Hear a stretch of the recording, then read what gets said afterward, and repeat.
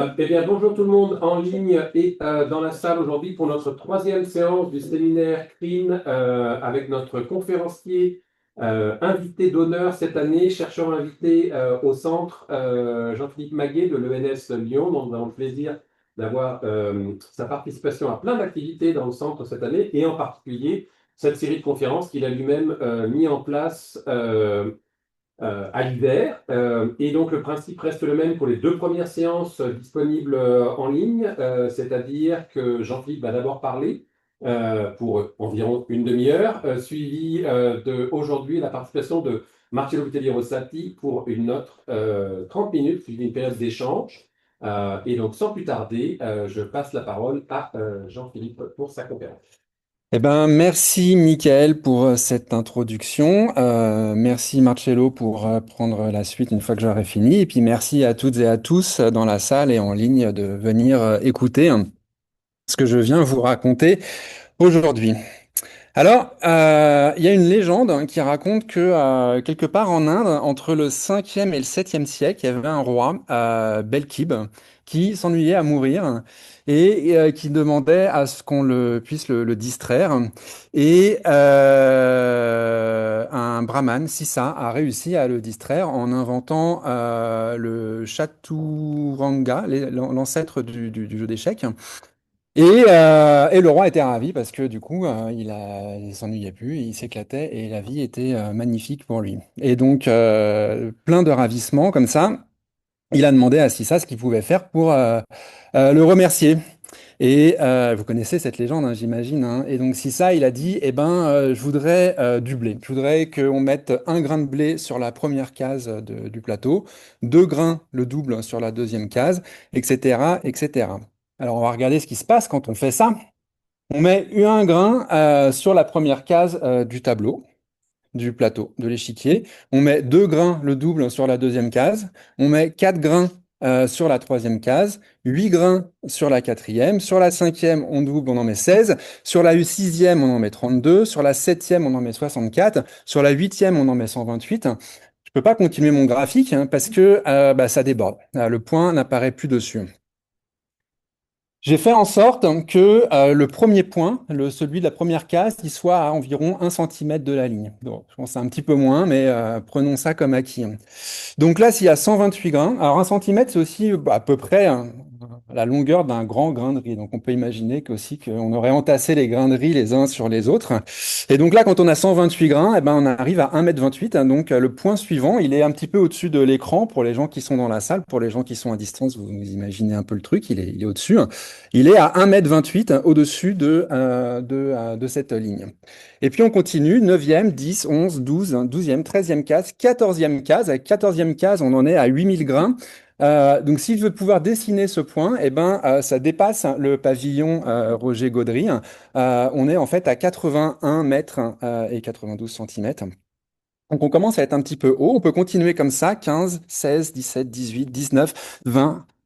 À la 21e case, donc on est encore au début du plateau hein, quand même, hein, on passe le million de grains de riz à poser sur la case. Si je veux continuer ma courbe, il faudrait que mon point soit 10 km au-dessus de là où on est. Ça dépasse le mont Everest. On continue, 22, 23, 24, 25, 26, 27. 27e case, mon point est au-dessus de la Station spatiale internationale qui orbite à peu près à 350-400 km d'altitude. Là, on est plutôt à 670 km d'altitude, donc on est encore, on est au-dessus, hein. J'ai pas pu le dessiner, il y a un problème, quoi. Je continue, 29, 30, 31, 32, 35, 36, 37. À la 37e case, il faudrait que mon point soit sur la Lune. 38, 39. Alors, j'ai marqué le nombre de grains en utilisant en français de France et en français québécois. On n'utilise pas la même terminologie pour les grands nombres. J'ai utilisé la terminologie, ça a un nom, j'ai oublié comment ça s'appelait. Il y a le petit machin et le grand machin. J'ai oublié, peu importe.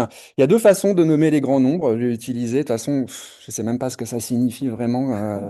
17 trillions dans un cas comme dans l'autre. Mais en tout cas, si je voulais placer mon point, et là maintenant on est à la distance Terre-Soleil, pour vous imaginer à quel point cette courbe croît rapidement, 48, 50, 52, on sort du système solaire. 57, 61. Alors, à la 61e case, il faudrait que mon point, donc si je continuais à dessiner ma courbe, soit une année-lumière au-dessus d'altitude, une année-lumière d'altitude, je sais pas si le terme a beaucoup de sens. Ça correspond à tout le riz jamais produit par l'humanité. Alors quand même, vous aurez au moins appris ça aujourd'hui, hein, si on prend tout le riz jamais produit par l'humanité et qu'on met tous les grains de riz bout à bout, Presque. on arrive à de l'ordre d'une année-lumière, ce qui est quand même beaucoup de riz, hein, somme toute, hein.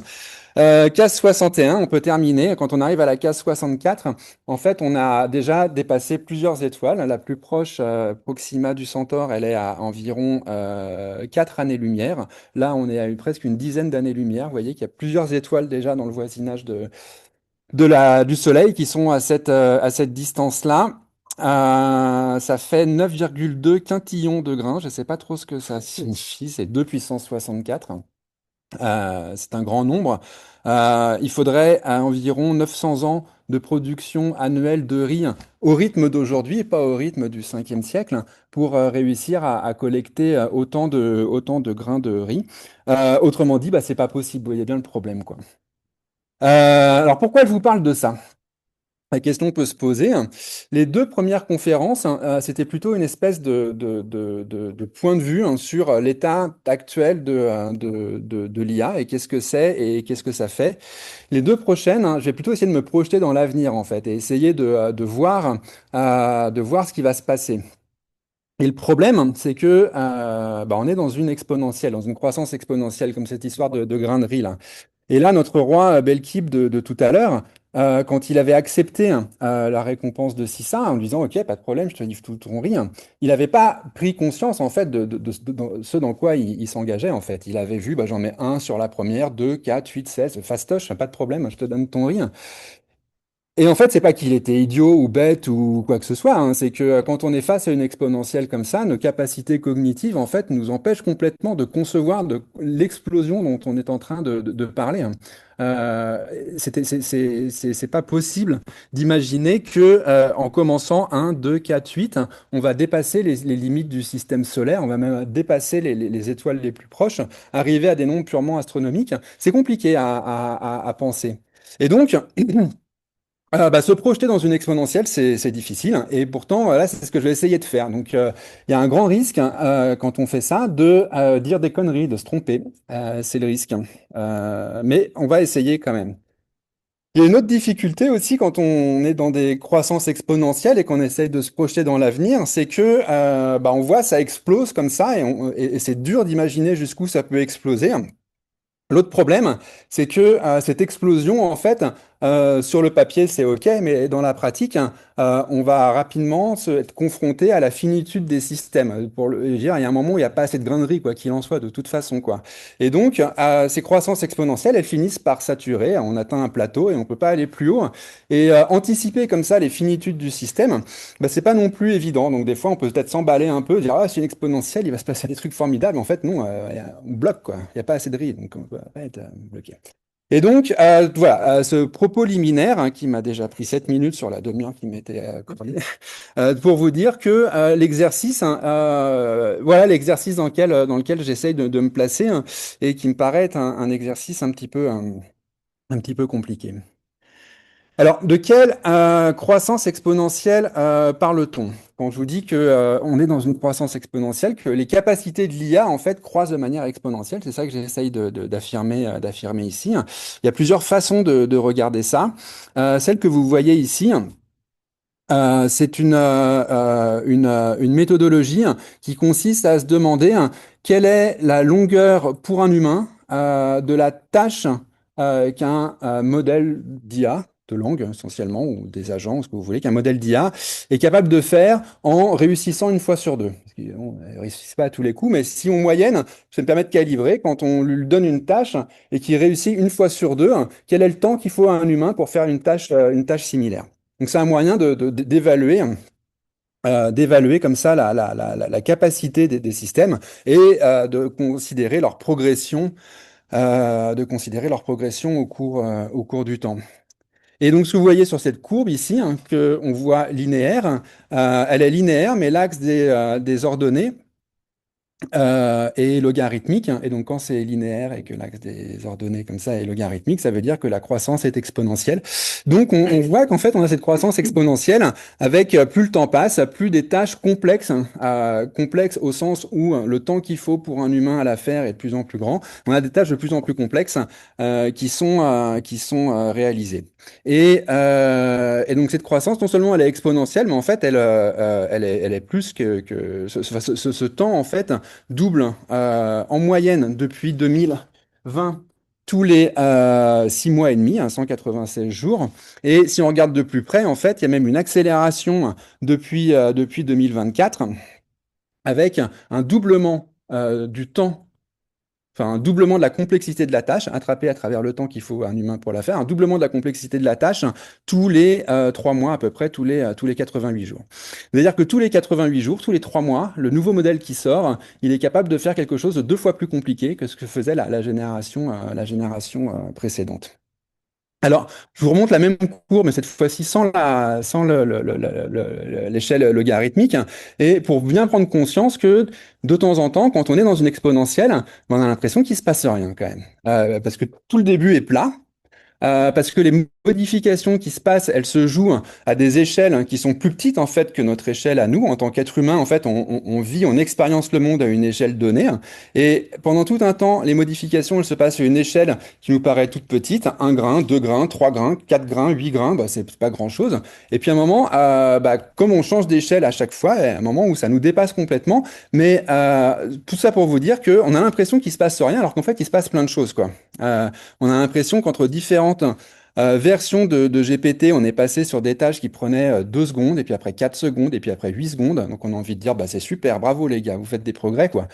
En fait, non, en fait, c'est vraiment important ces doublements-là, et parce que quand on continue à doubler, au bout d'un moment, eh ben, vous voyez que si on reste sur notre perception de ce qui se passait il y a un an, là, début 2025, on a l'impression que c'était pas très différent de ce qui se passait en 2023. En fait, si, c'est très différent. Et si on continue cette tendance-là, bah, on se rend compte que quand on arrive à aujourd'hui, il s'est passé des choses massives, importantes, et que ça va certainement continuer. Alors, cette croissance exponentielle, alors vous voyez, donc sur le graphique, il y a différentes tâches qui sont indiquées, qui indiquent un petit peu la complexité de ces choses-là. Et c'est des choses un petit peu d'ingénierie essentiellement, parce que c'est dans ce contexte-là que ça a été pensé, hein. Mais on peut tout à fait projeter ça dans une activité scientifique et se dire, eh ben, alors, maintenant que tu regardes des tâches scientifiques, est-ce que elles vont pouvoir être prises en charge par ces modèles et est-ce que ça va pouvoir changer la donne? Bah, alors la réponse c'est oui, hein, en fait, hein. Une manière de le voir déjà qui apparaît, c'est sur la production scientifique. Ça, c'est les dépôts mensuels sur Archive, donc qui sont en eux-mêmes en croissance exponentielle depuis la naissance de cette archive dans les années 90. Mais on observe que depuis l'avènement de ChatGPT, et on pourrait peut-être regarder les choses de manière plus récente, et ben, ce taux de croissance, ce taux de croissance, en fait, augmente littéralement en passant de 9% par an à 16% par an. On n'est pas loin d'avoir un doublement de l'accroissement de la production scientifique observé depuis l'apparition de ces LLM. Alors pourquoi? Bah parce qu'en fait, ces objets-là, ils vont pouvoir intervenir dans toutes les étapes de la production scientifique. La première chose qu'on peut faire avec eux, c'est les chatbots, on peut discuter. Si vous ne le faites pas, je vous invite à le faire. C'est un excellent partenaire de discussion et ça permet d'avoir un regard critique sur ce qu'on pense et je trouve que c'est certainement un des usages les plus intéressants. On peut écrire du code. Je ne sais pas quel est votre niveau de codage à chacune et chacun d'entre vous, mais en fait, c'est une question qui a plus de sens, hein, franchement. Et j'invite tout le monde à s'armer et à se dire, mais si j'ai besoin d'un truc qui n'existe pas, je vais le coder, ou plutôt, c'est pas moi qui vais le coder, mais je vais le faire coder. Et la chose est possible rapidement. On peut s'en servir pour annoter des documents, pour encoder. On peut s'en servir pour simuler des participants dans des études. Vous avez peut-être déjà vu des études comme ça. Moi, j'avais présenté des choses un petit peu similaires en septembre en arrivant. On peut demander à un modèle de se comporter comme tel ou tel et de l'interroger pour voir comment se comporte justement la personne telle ou telle. On peut simuler des scientifiques. Si vous avez une question qui vous taraude et que vous voulez savoir comment Marcello, par exemple, y répondrait, vous dites à ChatGPT, réponds-moi comme si tu étais Marcello, et qu'est-ce que tu penses du fait que les gens vont plus jamais écrire de livres? Et donc, il va vous répondre comme Marcello. Il va te dire, mais attends, qu'est-ce que tu appelles écrire un livre et qu'est-ce que tu appelles un livre? Faire le vent, après,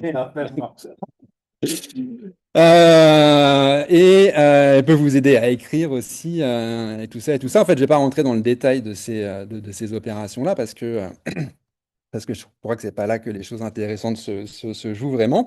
Mais ça existe en fait. Et il y a différents systèmes qui ont été proposés. Alors celui-ci, Denario, c'est un système un petit peu générique. Vous lui donnez des données et vous lui dites, bah tiens, voilà un jeu de données. Qu'est-ce que tu en penses? Et sa réponse, ça va être qu'il va vous écrire un article scientifique complet. Et entre-temps, il aura trouvé une question à poser au jeu de données. Il aura trouvé une méthodologie pour trifouiller les données. Il aura conduit cette méthodologie, il aura fait de la biblio pour voir si la question qui se pose, elle est bien pertinente. Et puis une fois qu'il aura les résultats, il va interpréter les résultats. Puis une fois qu'il aura tout ça, il va écrire l'article. Et donc vous partez d'un jeu de données et vous obtenez un article qui vaut ce qui vaut, somme toute. Mais on n'est jamais que en 2026, et encore, ça date même de 2025, et vous avez vu qu'on est dans une croissance exponentielle, donc on peut tout imaginer. Un autre système qui lui est un petit peu plus récent, à l'ATEIA, cette fois-ci c'est spécifique pour faire des mathématiques. Le principe est le même en fait, hein. On a en fait pas un LLM, on a plusieurs agents qui communiquent les uns avec les autres, qui sont spécialisés, qui se commentent les uns les autres, etc., etc. De telle façon à créer tout un ensemble de rétroactions qui font que à la fin, on est capable d'avoir un résultat, ici un résultat mathématique intéressant ou pas. Et ce qui est bien, c'est que dans le papier là, qui est sorti le mois dernier là, pour présenter cette chose-là, ils ont essayé de proposer une typologie de la façon dont l'IA pouvait intervenir dans les mathématiques, puisque là, ce sont des mathématiciens, mais je pense que on peut généraliser un petit peu cette chose-là. Ils imaginent trois types d'intervention de l'IA dans la fabrique de la science. La colonne qui est tout à fait à gauche, c'est avant tout un être humain qui agit, mais avec l'aide de l'IA. La colonne du milieu, on a une vraie collaboration humain-IA dans le processus scientifique. Et puis tout à fait à droite, on voit ce qui se passe avec des IA complètement autonomes, sans intervention humaine. Et puis il y a quatre lignes qui vont de résultats qui sont sans intérêt tout en haut à tout en bas, des résultats qui sont de l'ordre de la révolution dans le champ. Et ce que vous voyez, c'est que pour l'instant, eux, ils estiment qu'on atteint le niveau 2 avec des résultats publiables qui ne sont pas révolutionnaires, qui ne vont pas changer la face du monde, mais qui sont publiables, y compris quand la machine est entièrement autonome toute seule. Ils ont observé ça. Je vous invite quand même à remarquer que dans la colonne de droite, les papiers qui sont cités sont des papiers de 2026. Le papier, en l'occurrence, dans lequel ils présentent leur système, et d'autres des mêmes auteurs. Donc ce 2026, il nous met la puce à l'oreille. Il vient là nous dire que c'est pas l'image que l'on avait de la situation en 2025 ou en 2024 qui va vraiment nous éclairer sur ce qui est possible. Encore une fois, on est dans une croissance exponentielle et chaque mois qui passe est un mois qui compte. Alors, donc on est dans cet état-là. On est face à un système qui est en croissance exponentielle. Et la question qu'on peut se poser, c'est est-ce que ça va vraiment changer la face de la science? Alors là, on peut se tourner un petit peu vers l'histoire, hein, parce que en fait, c'est pas la première fois qu'on est dans une situation comme celle-ci, hein, avec l'apparition d'une technologie épistémique, c'est-à-dire une technologie qui va venir supporter hein, la façon dont on inscrit, fait circuler le savoir. Euh, et une croissance exponentielle et des conséquences sur la science. En fait, même la science est née de ça, en tout cas la science moderne. Là, le graphique que vous voyez, c'est le nombre de livres publiés par année et par million d'habitants, c'est-à-dire que la croissance de la population n'intervient pas dans la croissance de livres que vous voyez ici, entre le XVIe siècle et le XXe. Et donc, vous reconnaissez cette courbe, hein, c'est une croissance exponentielle. Et alors, je sais bien que les origines historiques et le déterminisme qu'on peut y voir dans l'origine de la révolution scientifique est quelque chose de complexe et qu'on peut mobiliser différents arguments. Mais malgré tout, moi, je suis très sensible à l'argument selon lequel l'invention de l'imprimerie et la circulation massive de connaissances qu'elle a enclenchée est un déclencheur de la révolution scientifique, de la modernité, etc., etc. On a un autre exemple encore.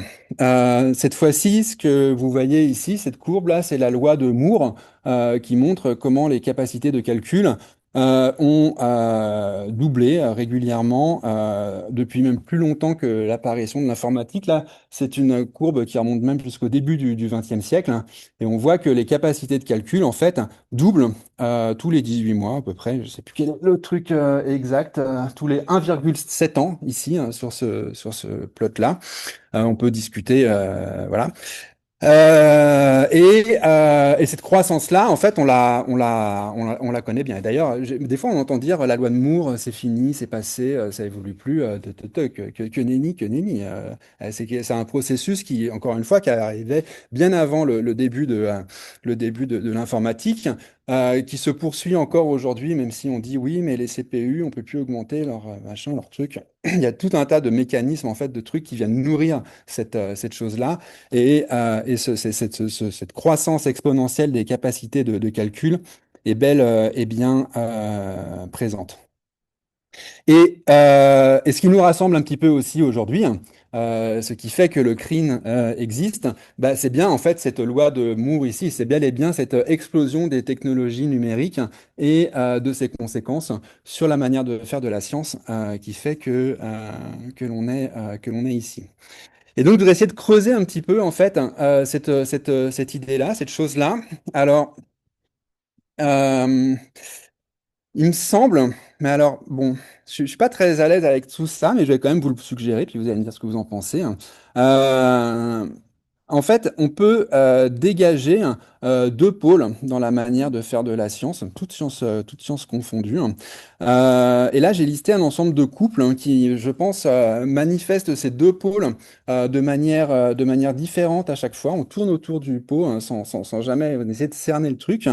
Qualitatif versus quantitatif, close reading versus distant reading, comprendre versus expliquer, qui a été un débat en philosophie des sciences depuis le 19e siècle et qui continue encore. Une position qu'on retrouve dans d'autres champs d'ailleurs que les sciences humaines et sociales à proprement parler, hein, quand on fait de la psychologie clinique hein, versus quand on fait de la psychologie cognitive, où dans un cas on va s'intéresser à un individu hein, et le fonctionnement de cet individu, et dans l'autre sens, de l'autre côté, on va s'intéresser au fonctionnement de l'humain ou même de l'animal en général, au-delà des différences individuelles. Il me semble que ça recoupe aussi ce que font les éthologues, entre les éthologues qui vont aller observer sur le terrain une population de chimpanzés au Rwanda ou je ne sais où, face à une éthologie de laboratoire où on va mettre les animaux dans des situations contrôlées, faire des statistiques sur leur temps de réaction, des choses comme ça. Euh, peut-être que les termes hein, qui peuvent venir synthétiser tout ça, ça serait idiographique versus nomothétique, c'est-à-dire soit idiographique, la description en fait de la singularité hein, du phénomène, versus nomothétique, la recherche de lois générales qui gouvernent un petit peu le fonctionnement du phénomène au-delà des particularités individuelles. Bref, tout ça pour vous dire qu'il me semble qu'il y a ces deux pôles-là, où d'un côté, on va s'intéresser à la richesse du singulier, et de l'autre côté, à la richesse du pluriel. Et donc, si je reprends un petit peu les termes qui sont plus liés aux sciences humaines et sociales et qui peuvent peut-être nous intéresser ici. Voilà, il y a cette espèce d'opposition, enfin c'est pas une espèce d'opposition, opposition c'est pas le bon terme en fait, parce que à chaque fois on voit que manipuler l'un implique, enfin il y a cette dialectique en fait systématique entre ces deux pôles.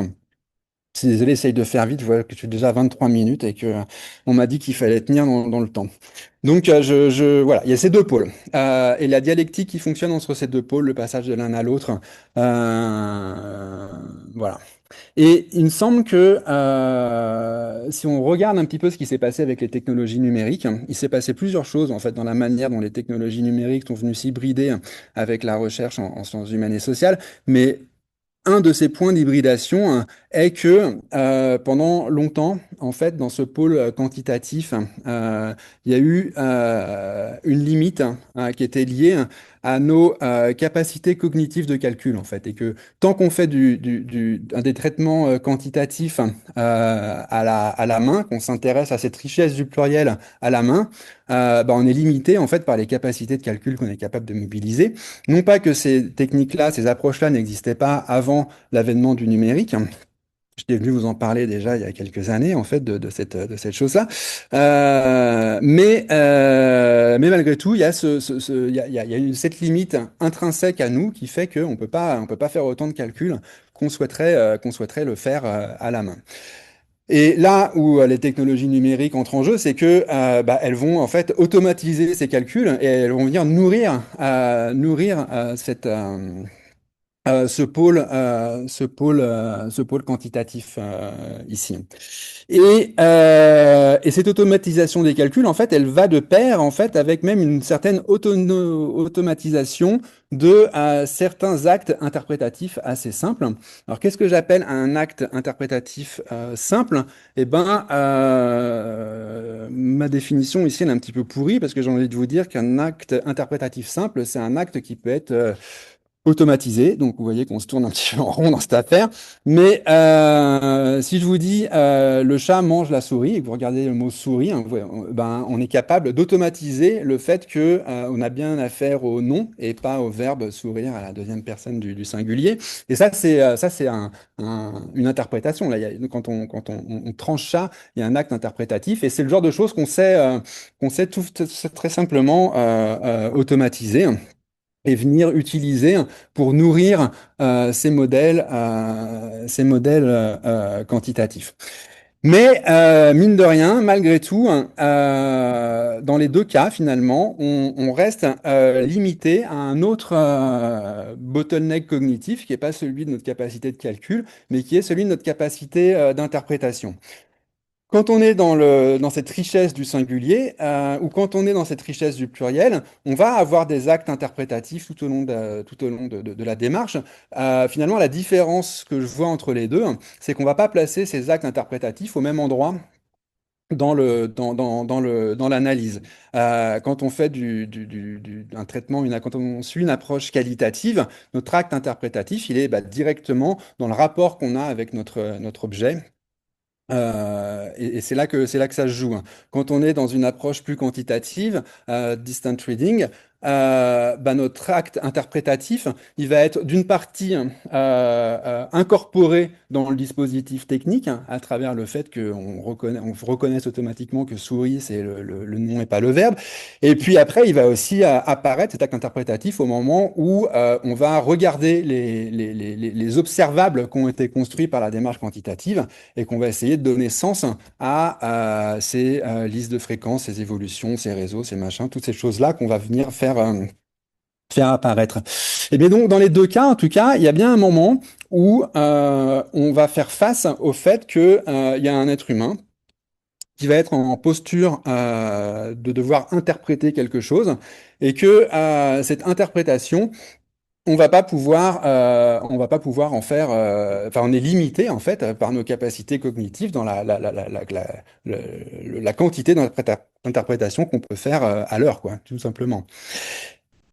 Et il me semble que ce qui se passe ici, hein, c'est l'effacement de ce bottleneck, quoi. De la même manière que les technologies numériques ont fait sauter ce bottleneck des capacités de calcul, ici, ce que nous permet l'IA, c'est d'automatiser ce processus d'interprétation, en fait, hein, et de nous débarrasser, nous séparer hein, de ce bottleneck interprétatif. Et donc, si c'est vraiment ça qui est en train de se passer, en fait, on peut essayer on peut maintenant commencer à se dire qu'est-ce qui va se passer, qu'est-ce qui va se passer lorsque cette chose-là va disparaître. Et il me semble que la première conclusion qu'on peut tirer de tout ça, c'est que cette richesse du singulier, cette richesse du pluriel, qui était deux pôles de cette dialectique-là, d'aller-retour de l'un à l'autre, cette polarisation va s'effacer et que ce que va permettre de faire l'IA, c'est un travail interprétatif qui va s'intéresser à la richesse du singulier de chaque objet, mais pris dans l'ensemble de la masse du truc. On va être capable simultanément de gérer la richesse du singulier et la richesse du pluriel. Et ça, je ne sais pas très bien ce que ça signifie, en fait, cette chose-là. Mais en tout cas, j'ai le sentiment que c'est quelque chose d'important parce que ces deux pôles structurants, encore une fois, ils sont très structurants, hein. On les retrouve vraiment dans tout un tas d'actes scientifiques. Et si cette opposition-là disparaît, il me semble que c'est ouverture à des transformations relativement majeures. Une deuxième conséquence de cet effacement-là, de cette automatisation de l'interprétation, me rappelle une chanson de Gorillaz, Clint Eastwood, là, où dans le refrain, il est chanté I'm useless, but not for long, the future is coming on. Et quand je pense à ça, je me dis, non, il y a une erreur ici. Euh, I'm useful, but not for long, quoi. Et parce que si ce dispositif, ce processus d'interprétation a vocation à être automatisé, à être déporté de l'humain vers la machine, il me semble qu'en fait, ce qui se passe, c'est quand même une certaine destruction de l'essence même de la pratique de la science et de la pratique de notre humanité, en fait. Et ça, cette conséquence-là, encore une fois, j'ai du mal à bien mettre le doigt sur ce qu'elle signifie, mais elle me plaît pas beaucoup. Et une troisième conséquence que je voudrais pointer, pour ça, je vous propose cette citation de Harding qui disait que l'énonciation d'une connaissance, knowledge claims, je ne sais pas quelle est la bonne traduction, est toujours socialement située. Et ça recoupe ce que j'essayais d'expliquer lors de la précédente séance, c'est-à-dire que il n'y a pas il y a pas de dénonciation, il n'y a pas d'interprétation qui ne soit pas socialement située. Qui je suis, d'où je viens, va directement guider comment j'interprète un phénomène, un texte, quoi que ce soit, et va directement aussi contraindre les discours que je vais pouvoir produire en réponse à ces phénomènes. Et là, la question qui va se poser directement, c'est, mais alors ces IA, où sont-elles socialement situées? Et il me semble que là, il y a un enjeu épistémologique majeur à être capable de répondre à cette question-là. Parce que si on produit du savoir sans être capable d'expliciter le positionnement social, le point de vue, les implicites, les préjugés qui sont sous-jacents à cette construction de connaissances, eh bien, il me semble que la connaissance, elle est caduque, ni plus ni moins. Et donc, on a besoin d'être capable d'expliciter ces points de vue des IA, ou voire même mieux, de les contrôler, de les imposer et de choisir en fait selon quel point de vue l'IA va produire cette connaissance. Et puis pour conclure, parce que je vois que je dépasse, Je vais vous donner l'ensemble en fait de la citation de Harding parce qu'elle est en fait elle est intéressante aussi. Donc qui est une penseuse féministe. Donc donc son point de vue à elle, c'est qu'elle s'inscrit donc dans une science féministe post-colonialiste aussi. Et donc elle dit ça. Donc l'énonciation d'une connaissance est toujours socialement située. Et le fait que les groupes dominants ne soumettent à un examen critique et systématique ni leur position socialement avantageuse, ni les effets de ces avantages sur leurs croyances, fait de cette position dominante, une situation scientifiquement et épistémologiquement défavorable à la production de savoir. C'est-à-dire que non seulement la production de savoir est quelque chose de situé et qu'il faut le reconnaître, mais en plus, les populations dominantes, qui sont celles qui produisent le plus de savoir, ne reconnaissent pas ça, ne viennent pas critiquer leur position et la mettre en perspective dans leur production de savoir, et ce qui a pour conséquence de faire que le savoir qui est produit, parce qu'il n'a pas ce regard critique sur la position sociale à partir d'où il est produit, est un savoir qui est moins intéressant. Et je trouve que ce point de vue-là, donc énoncé dans un contexte féministe, est en soi intéressant, mais si on essaye de le projeter dans une production de savoir guidée ou même produite par l'IA, la question des populations dominantes va se poser d'une manière critique parce que qui devient la population dominante si quand le savoir est produit par l'intelligence artificielle? Eh ben, ce sont les sociétés qui fabriquent ces systèmes-là. Il n'est pas dit que en passant d'une domination de l'homme blanc à une domination de la start-up californienne, on soit complètement gagnant non plus. Et je vous remercie.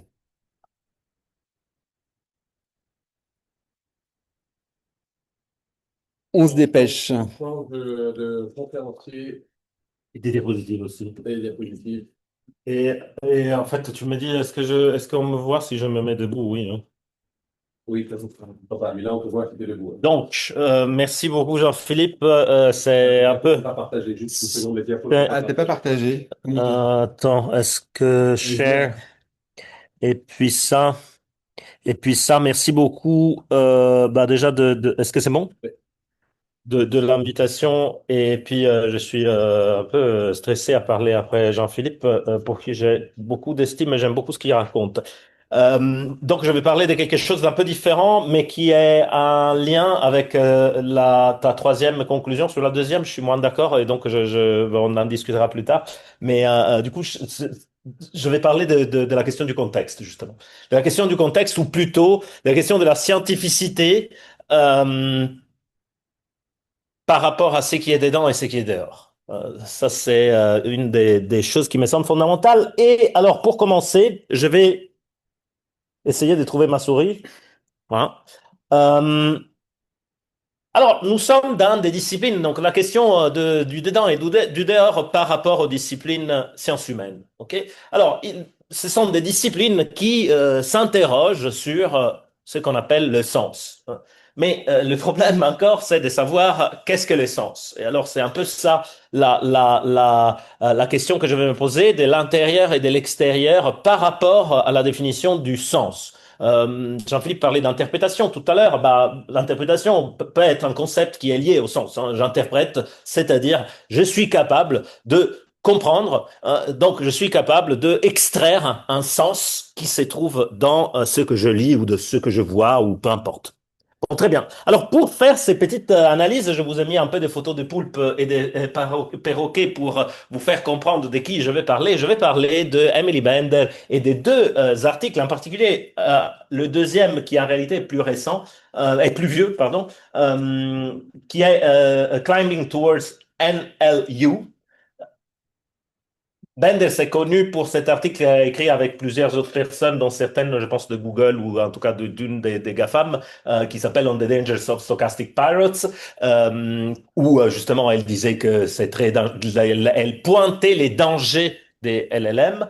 Et Mais en fait, l'article qui m'intéresse le plus ici, c'est l'article Climbing Towards NLU. C'est quoi déjà NLU? Voilà, Emily Benders. Donc, le NLP, c'est le Natural Language Processing et le NLU, c'est le Natural Language Understanding. Donc, se pose la question, Bender, est-ce qu'on passe d'une opération qui est une opération, disons, purement computationnelle ou syntaxique pour utiliser l'idée des Searle. Vous allez voir, l'article de Bender reprend un petit peu l'expérience de la chambre chinoise sans la citer, et en fait, c'est beaucoup plus intéressant parce que Searle, l'article de Searle est plein de problèmes théoriques, des choses non définies. En fait, c'est juste une affirmation de pouvoir masculiniste occidental. Mais l'expérience imaginée par Bender est beaucoup plus intéressante et elle est proche. Parce que du coup, on parle, d'une part, il s'agit de processer la langue, donc de faire des petits jeux avec la langue, mais il n'est pas forcément question de comprendre quoi que ce soit. Hein. Si je compte, par exemple, combien de fois Jean-Philippe a utilisé le mot interprétation dans sa conférence? Bon, voilà, je le compte. J'ai processé la langue naturelle. Est-ce que j'ai compris quelque chose? Bon, je sais pas. C'est la question. Est-ce que j'ai compris quelque chose une fois que j'ai dit Jean-Philippe a dit 7 fois interprétation? Bon. Et alors, est-ce qu'on peut arriver au Natural Language Understanding? Là, la question est intéressante, mais pour la poser, il faut juste essayer de définir une chose. Il faut définir ce qu'est comprendre. Et donc, admettons que comprendre soit saisir l'essence, il faut comprendre ce qu'est le sens. Alors, pour imaginer tout ça, notre ami Benders imagine une expérience exactement comme Searle. Donc, vous connaissez la chambre chinoise. Bah, ici, c'est l'expérience du poulpe. Alors, qu'est-ce qu'il fait ce petit poulpe? Le petit poulpe, là, il y a deux naufragés qui sont sur deux îles et qui ont trouvé par miracle un câble téléphonique ou télégraphique qui leur permet de communiquer. Et en fait, le câble, du coup, passe sous la mer, hein, et le poulpe, il est là et il intercepte les signaux. Il voit pas l'extérieur, il intercepte exclusivement les signaux. Alors, dit Bender, au bout d'un moment, le poulpe pourrait devenir assez bon pour être capable de répondre à, admettons, A et B. Bah, A envoie un signal, le poulpe l'intercepte, et au bout d'un moment, à force d'avoir analysé ce qui s'est passé dans la communication entre A et B, il sera capable de répondre. Il sait manipuler la langue qu'il a entendue. Ok, donc il répond. Sauf, dit Bender, que ça fonctionne hein, tant qu'il s'agit juste de tchatcher, de discuter, mais admettons que now say that A has invented a new device, say a coconut catapult.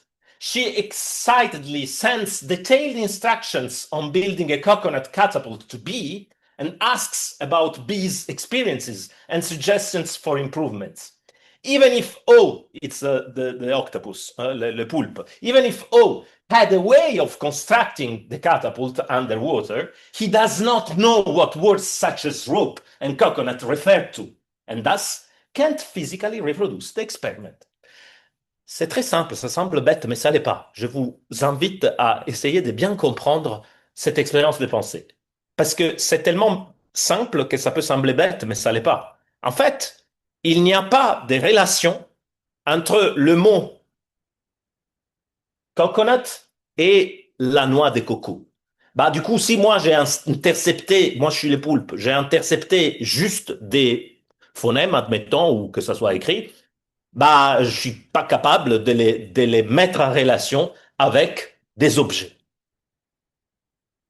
Je sais que tu n'es pas d'accord. Bon, en fait, là, ce qui est en train de se passer, c'est que Bender donne une définition très précise de ce qu'elle entend par sens. Et c'est ça qui est l'intérêt de son article. Pas tellement de comprendre si le poulpe comprend ou pas, mais voilà, ça c'est sa définition de sens. We take, meaning to be the relation. M is a subset of the Cartesian product of capital E, capital I, which contains pair E and I of natural language expressions and the communicative intents I that can be used to evoke. Given this definition of meaning, we can now use understand to refer to the process of retrieving I given E. Communicative intents are about something that is outside of language. When we say open the window, or when was Malala Yousafzai born, the communicative intent is grounded in the real world the speaker and the listener inhabit together. Évidemment, si cette relation-là, M, est les sous-ensembles du produit cartésien de E et I, où E et I sont effectivement des faits linguistiques et des faits extralinguistiques, si on doit évaluer sur cette base un LLM qui est, lui, entraîné exclusivement sur des faits intralinguistiques, le LLM, par définition, ne comprend pas. Ça, c'est ce que j'aime des définitions formelles. Si on donne une définition formelle, j'en sais rien. Là, le point n'est pas de savoir si cette définition d'essence est celle qui vous plaît. Si ça vous plaît pas, donnez une autre définition. Mais c'est une définition qui est claire et qui a le mérite de pouvoir être testée. Et en fait, une fois qu'on a cette définition, on a quelque chose qui est à l'intérieur du système, quelque chose qui est à l'extérieur. Les systèmes sens, selon cette définition, est un ensemble de choses réelles, bon, intention, et actes linguistiques, les deux ensemble. Si vous manquez d'une partie du système, ben en fait, vous n'avez pas le sens. Ça, c'est ce que nous propose,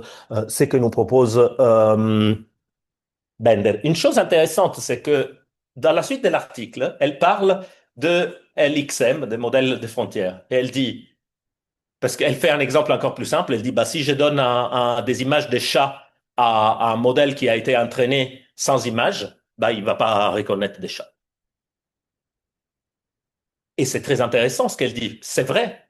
Ça ne veut pas dire qu'on n'est pas capable de construire un modèle qui reconnaisse les chats, sauf qu'il faut lui donner des images. Parce que s'il n'a pas des images, il ne peut pas reconnaître les chats. Si vous me dites que la capacité de comprendre, c'est l'effet d'associer des images à des mots, bah, si le modèle n'est pas entraîné sur des images, le modèle ne comprend pas. Ça, c'est évident, mais ça me semble complètement fou que nous n'intégrons pas ce type de réflexion dans nos réflexions d'aujourd'hui. Donc, voilà. Et là, c'était pour ça que je vous avais mis les chats derrière. Cette idée des frontières d'un système n'est pas une idée récente.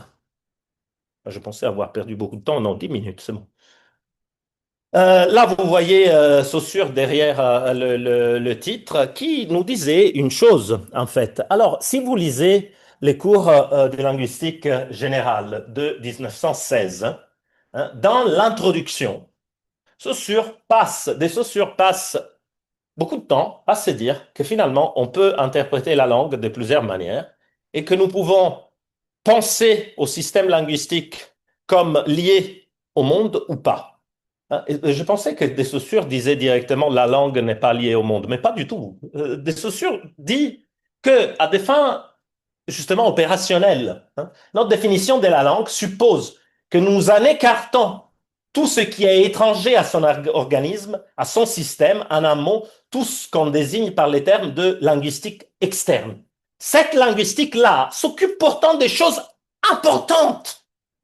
Et c'est surtout à elle que l'on pense quand on aborde l'étude du langage. J'ai trouvé cette citation, je l'ai trouvée très intéressante, parce qu'on dit d'habitude, OK, des Saussure, les débuts du structuralisme, donc c'est quoi l'hypothèse du structuralisme? Il y a un système, le système est clos, le sens se fait à l'intérieur. Ce qui est à l'extérieur, on s'en fout, on ne le regarde pas. La langue est un système clos. Mais De Saussure ne dit pas la langue est un système clos. De Saussure dit, si nous voulons étudier la linguistique, en fait, nous devons nécessairement poser des bornes, même si ça serait intéressant de ne pas les poser et de regarder aussi autre chose. Mais en fait, pour être scientifique, il faut définir ces bornes. Et ces bornes, du coup, vont être la linguistique interne. C'est un système clos.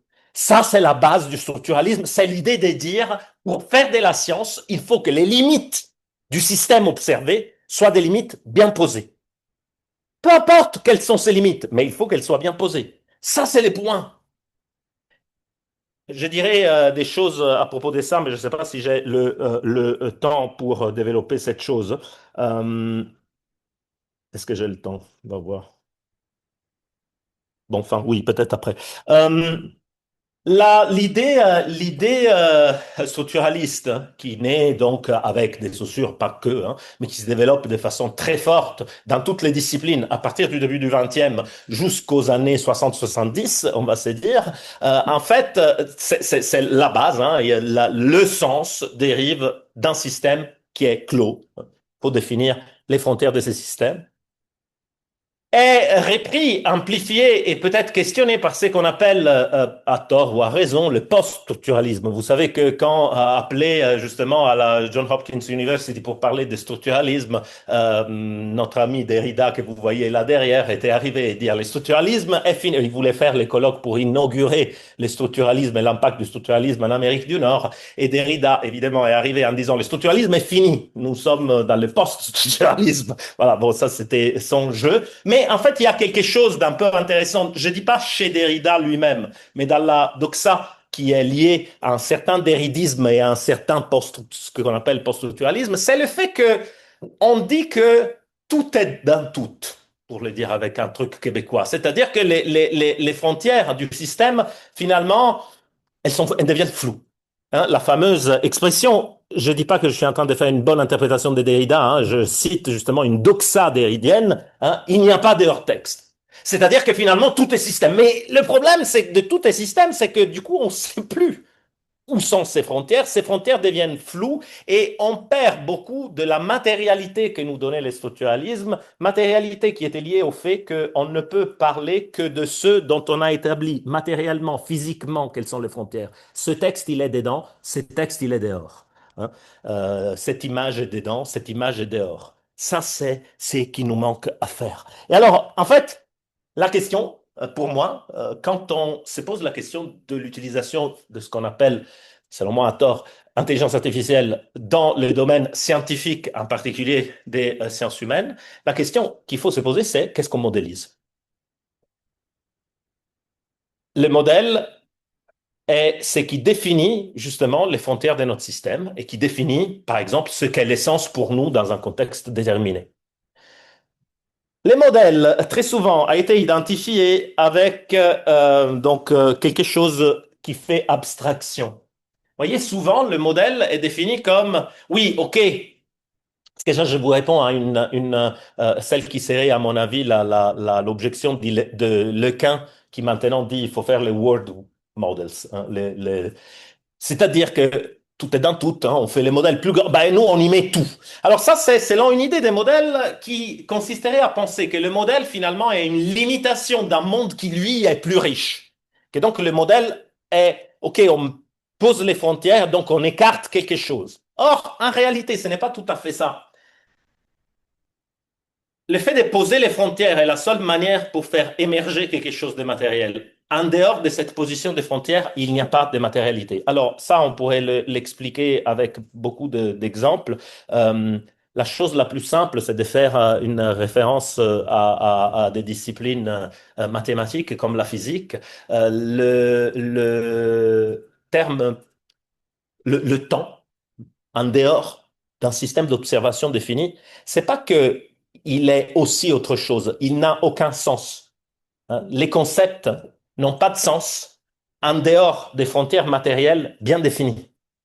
Ça n'a simplement aucun sens. Le fait de dire, oui, mais c'est quoi le temps en dehors, pas pour moi ou pas pour Yann, mais le temps comme c'est en dehors du modèle sans frontières, ben en fait, ça ne veut strictement rien dire. C'est-à-dire que la modélisation, oui, elle pose des frontières, mais cette frontière n'ont pas un effet de limitation. Elles ont un effet de faire émerger.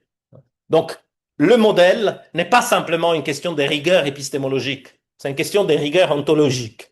Le fait de poser un modèle et donc de poser des frontières nettes est la seule manière pour faire émerger des concepts qui est une rigueur quelconque. Donc, la question qu'il faut se poser quand on fait des sciences humaines, quand on fait des sciences en général, c'est la question de la ligne des frontières du système, c'est que nous voulons avoir à l'intérieur, c'est que nous voulons avoir à l'extérieur. Il y a des cas, donc une fois qu'on a posé ça, seulement une fois qu'on a posé cette question-là, on peut se poser la question de le niveau de plus ou moins approprié d'usage de approche, qu'elle soit computationnelle ou pas d'ailleurs, parce que le point ici n'est pas si l'approche est computationnelle ou pas, hein, c'est ce que l'approche modélise. Donc, un LLM, concrètement, bah, le point de départ, c'est de se demander qu'est-ce qui est modélisé là-dedans. Alors, un LLM pur, donc qui n'a pas d'autre type d'entraînement que sur du texte, bah, en fait, est un modèle qui regarde des relations infratextuelles. Faisons attention, non pas dans la langue, comme souvent on dit, et c'est pour ça que je dis grand modèle de, mon titre était ça, hein, grand modèle de quoi? Bah, grand modèle de, le quoi dépend du corpus d'entraînement, hein, de ce qu'on a donné comme entrée, hein. Donc, si on a donné bah, des textes en français, bah, en fait, ça sera un grand modèle, même pas du français, mais de ces textes-là du français, c'est-à-dire d'un sous-corpus possible, hein, du français. Voilà. La connaissance de ces frontières qui sont du coup très très précises parce que dans les modèles algorithmiques, les textes sont ou dedans ou dehors. Il n'y a pas un texte dont on ne sait pas s'il est dedans ou dehors. Si un texte ne fait pas partie du corpus d'entraînement, il ne fait pas partie du corpus d'entraînement, hein. Donc c'est exactement comme si l'image du chat ne fait pas partie du corpus d'entraînement, bah, il n'y a pas des relations possibles avec cette image du chat et on ne peut pas apprendre une chose, on peut pas apprendre de façon inductive une chose à laquelle on n'a pas été exposé, avec tous les artifices mathématiques qu'on puisse faire, mais on ne peut pas apprendre quelque chose qui est. Donc, les questions à se poser, le moment où on essaye de poser ces frontières, et donc on se pose la question de ce qu'on modélise, à mon avis, on a une question à se poser avant, hein, qui est la question de éviter l'entonnoir. C'est-à-dire que puisque nous pouvons modéliser de façon très différente selon les cas qui nous intéressent, hein, je veux avoir des relations entre des chats, des images des chats et des mots chats. Je veux avoir les relations entre les sentiments positifs dans les romans de Flaubert et les sentiments positifs dans les romans de Balzac. Je veux avoir des informations sur la vie de Napoléon, peu importe, hein. Donc là, j'ai des champs. Dans ces champs-là, il est nécessaire de modéliser notre champ et donc de poser des frontières, ce qui est dedans et ce qui est dehors. Et la première chose qui émerge quand on pose ces frontières, c'est la pertinence des modèles inductifs, déductifs ou mixtes, bien sûr. Et en fait, bah, quand il y a des modèles, bah, donc la question à se poser ici, c'est est-ce que j'ai besoin d'un système inductif? Parce que il y a, selon où sont posées nos frontières, parfois les systèmes inductifs est juste pas pertinent, hein. Des systèmes clos très simples, par exemple la correspondance entre deux documents. Alors, qui est une des bases du travail des historiens, hein. Je contrôle la correspondance entre deux documents. Quand je me demande quelle est la date de naissance de Napoléon, pour un historien, une historienne, ce type de travail est un travail de correspondance entre des documents. Donc, on établit un set, un ensemble de documents finis auxquels on attribue une certaine valeur d'autorité, etc. Et en fait, ce qu'on fait, c'est qu'on regarde si une information correspond ou pas à des informations qui se trouvent dans un autre document. Donc, c'est un système clos. Euh, le nombre de documents qu'on va consulter est fini. Le système peut avoir des ouvertures, hein. Je trouve un nouvel document, bah, j'ai donné des règles pour décider ce que j'inclus et ce que j'inclus pas. Mais donc, c'est un système très simple. Dans un cas comme celui-là, celui de la correspondance entre documents, qui est un des critères qu'on utilise pour décider ce qui est vrai et ce qui est pas vrai, hein. Donc, c'est un des critères qui détermine des régimes de vérité. Bah, en fait, les systèmes inductifs sont très mauvais pour faire ce type d'affaires parce qu'en fait, il s'agit de trouver des correspondances. Et donc, des systèmes déductifs qui appliquent des règles, hein, sont des systèmes souvent mieux adaptés à faire, justement, à produire quelque chose, à produire du sens à partir de ce système clos-là, ou des règles explicites avec des frontières qui sont bien posées. Et en fait, du coup, pour moi, la question, c'est surtout ça par rapport au modèle des langues en particulier. C'est le fait de savoir, bon, OK, quand est-ce que Est-ce que j'ai vraiment besoin d'un système inductif? Parfois et souvent, la réponse pourra être oui. Est-ce que j'ai vraiment besoin d'un système, d'un modèle de langue? Peut-être la réponse sera oui. L'autre question à se poser, c'est à l'intérieur de quelle frontière ce modèle des langues est pertinent, d'où par exemple la nécessité de savoir sur quel corpus le modèle est entraîné. Ça change absolument tout d'un point de vue scientifique. Et là, vous voyez, la question, si on se pose d'un point de vue scientifique, la question de savoir si la réponse est bonne ou pas, si les résultats est bon ou pas, n'est pas fondamentale. C'est-à-dire que la question est plus de savoir quels sont les critères avec lesquels on est arrivé à la réponse. C'est ça un des critères de la scientificité, c'est que peu importe si j'ai à la fin les bons résultats, si ma méthodologie n'est pas correcte ou en tout cas explicite ou est réplicable, ben en fait mon résultat compte assez peu, hein. Donc euh, là, l'idée, c'est que des modèles des langues très, très, très, très gros peuvent peut-être produire des résultats assez étonnants, mais être potentiellement moins pertinents que des modèles beaucoup plus petits, mais entraînés sur un corpus qui justement définit notre dedans et notre dehors, et qui peut-être sont moins performants, c'est-à-dire que bah ils vont fonctionner sur des tâches beaucoup plus spécifiques et avec un comportement peut-être moins wow. Par exemple, ça parle pas. Est-ce que j'ai besoin d'un truc qui parle, hein, par exemple, pour calculer la distance, la similarité entre des phrases de La Bruyère et de Diderot? Bah, en fait, pas nécessairement. J'ai besoin d'un truc qui parle. J'ai plutôt besoin d'un truc qui me donne une représentation numérique de ces phrases. Et peut-être j'ai besoin que la représentation numérique de ces phrases soit liée à une hypothèse distributionnelle qui est faite sur un corpus particulier, donc par exemple toutes les œuvres du XVIIIe siècle, ou peu importe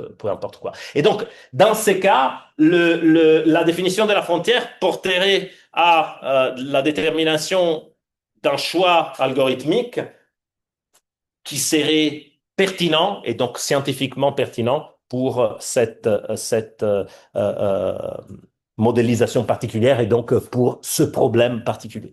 Donc voilà, ça c'était plus ou moins ce que j'avais à raconter. Euh, L'idée de fond, il me semble, l'appel de fond que je fais, c'est de revenir à un certain matérialisme euh, de nos modélisations, à savoir, à définir précisément les frontières de nos gestes scientifiques pour éviter ce qui me fait peur, à moi, de ce qui se passe aujourd'hui. C'est pas du tout.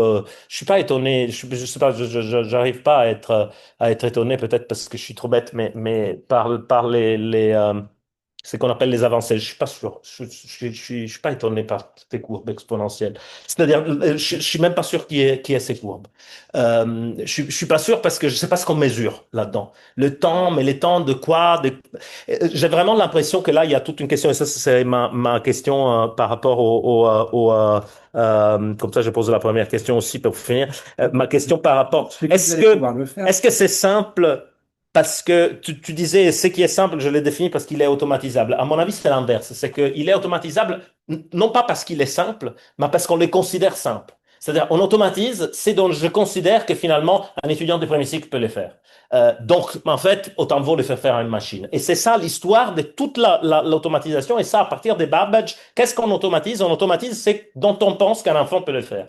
Mais on l'automatise parce que on pense que ça vaut rien. Donc là, il y a vraiment, à mon avis, une question de distribution de la valeur qui est plus importante, qui donne l'effet de ces courbes. C'est-à-dire, parce que qu'est-ce qu'on regarde dans ces courbes? À mon avis, notre regard, c'est pas je questionne pas, bah, s'il y a une courbe, il y a une courbe. Mais pour faire la courbe, il faut observer quelque chose. Donc, j'ai l'impression que ce qu'on observe est fortement, l'effet exponentiel est fortement conditionné par un regard qui est biaisé épistémologiquement par cette idée de où il y a de la valeur symbolique à attribuer. Mais bon, enfin, ça c'est donc, pour moi, l'enjeu, plus qu'être sur la question de la performance de certains outils, est sur la question de est-ce que nous sommes capables de saisir les implications de définition des systèmes que chaque approche porte en lui. Et ça, et ce qui me fait peur, c'est que la pression fondamentalement commerciale aujourd'hui, c'est celle. Et donc là, tu vois, je ne parle pas du tout de LLM ou des merveilles qu'on peut faire avec un algorithme ou de la question dont tu parles, qui est celle de l'échelle. Ça, je suis complètement convaincu, effectivement. Donc, je ne parle pas du numérique en soi. Je parle du fait que le fait de dire que j'augmente mon corpus, puis je l'entraîne surtout à l'aléquin. Et alors, tu sais quoi, maintenant, je fais un modèle du monde. Comme ça, je lui donne accès à tout et je l'entraîne sur tout et n'importe quoi. Ah ben là, ça va devenir plus puissant. À mon avis, non. Ça va pas devenir plus puissant. Ça va juste devenir non pertinent par rapport à des questions précises qui demandent, elles, la définition des frontières précises. Et le problème, c'est que la définition des frontières précises, qui est, à mon avis, encore une fois, la condition de scientificité, n'est pas du tout wow. Au contraire, c'est chiant, c'est long à faire souvent ça donne des résultats qui sont des résultats conditionnels. C'est-à-dire le fait de dire si j'ai défini, parce que tu vois, c'est beaucoup moins wow, si je dis les machines comprennent. Là, je fais un article du New York Times. Si je définis compréhension en termes de M est le sous-ensemble du produit cartésien de E et I, alors dans ces cas-là, un LLM ne comprend pas. Ça, je ne fais pas la une du New York Times. Voilà, c'était ce que j'avais à dire. Merci.